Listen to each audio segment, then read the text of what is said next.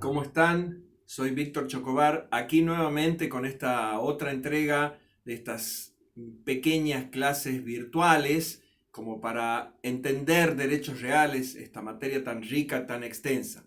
Bueno, hablábamos en el intento anterior de que se entiendan los derechos reales sobre el concepto del dominio, el derecho real más excelso, el que más facultades otorga a su titular.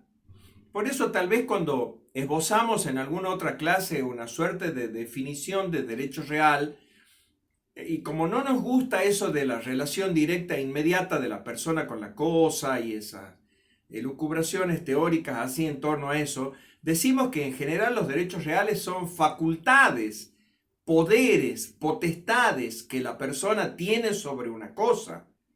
Y entre esas potestades, poderes, facultades, el más amplio de todos ellos es el dominio como derecho real, el derecho real de dominio, que dijimos en la clase pasada, tiene tres caracteres: es absoluto, es exclusivo y es perpetuo.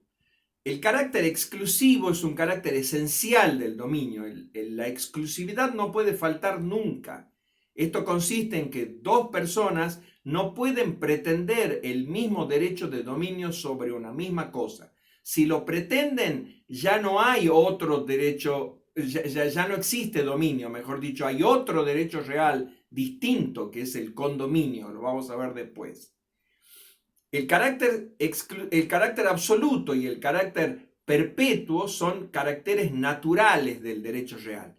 ¿Qué quiere decir que sea absoluto?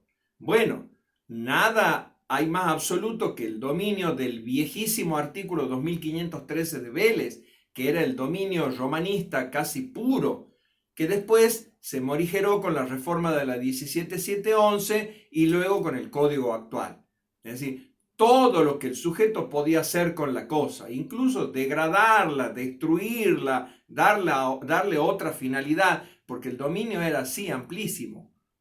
Y el carácter perpetuo significa que el dominio no se pierde por el tiempo, es decir, solamente por el tiempo. Si se deja poseer una cosa por el tiempo establecido por la ley, el dominio se puede perder por la prescripción adquisitiva, pero por sí solo el dominio, si no está acompañado de actos materiales de posesión sobre la cosa, no queda extinguido, como sí queda extinguida la posesión. Por ejemplo, la posesión requiere de actos materiales continuos e ininterrumpidos, no así el dominio.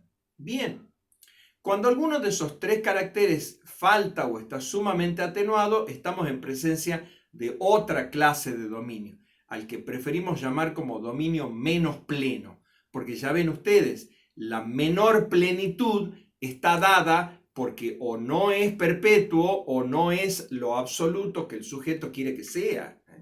Exclusivo, ya dijimos, tiene que ser siempre. Bien, en el Código Nuevo aparecen disposiciones sobre los modos de adquirir el dominio, sin, por ejemplo, decir qué significa modo de adquirir, que ya lo dijimos en una clase anterior cuando hablamos de la teoría del título y el modo.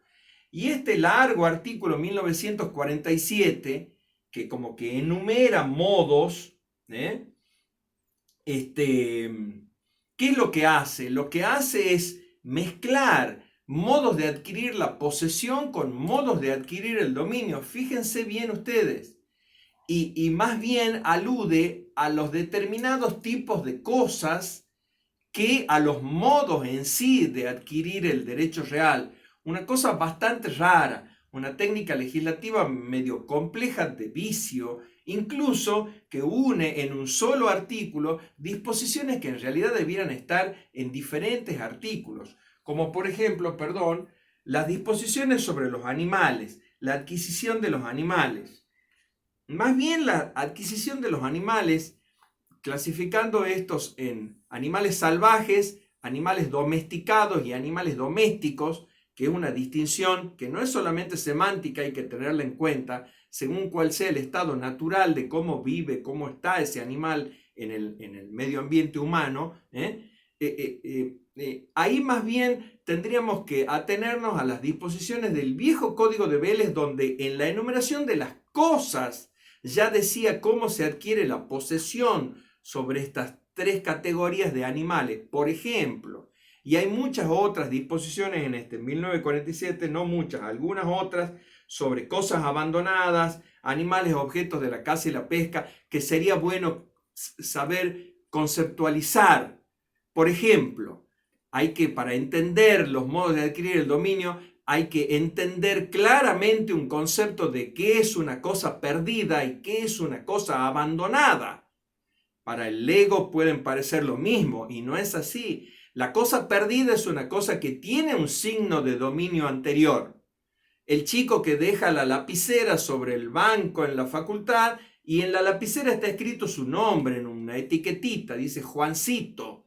Todos sabemos que eso es una cosa que Juancito ha perdido porque tiene un signo de dominio anterior. No es apropiable por la mera aprehensión esa cosa.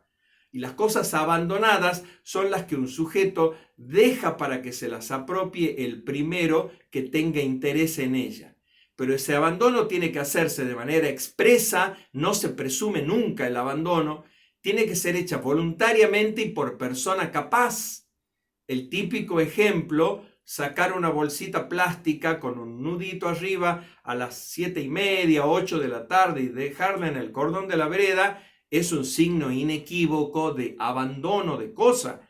Si ese abandono obviamente lo hace una persona capaz y lo hace quien tiene el derecho sobre las cosas.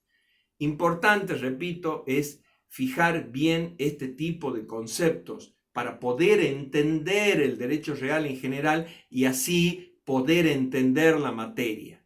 ¿Qué es nuestro propósito? Enseñar derechos reales y que se entienda para el conocimiento propio de uno, del hombre de derecho, es decir, entender de qué se trata lo que estamos diciendo y entenderlo sacándonos el cliché de exponerlo algún día, entenderlo para uno. Ese es el propósito de estas clases. Nos vemos en la próxima.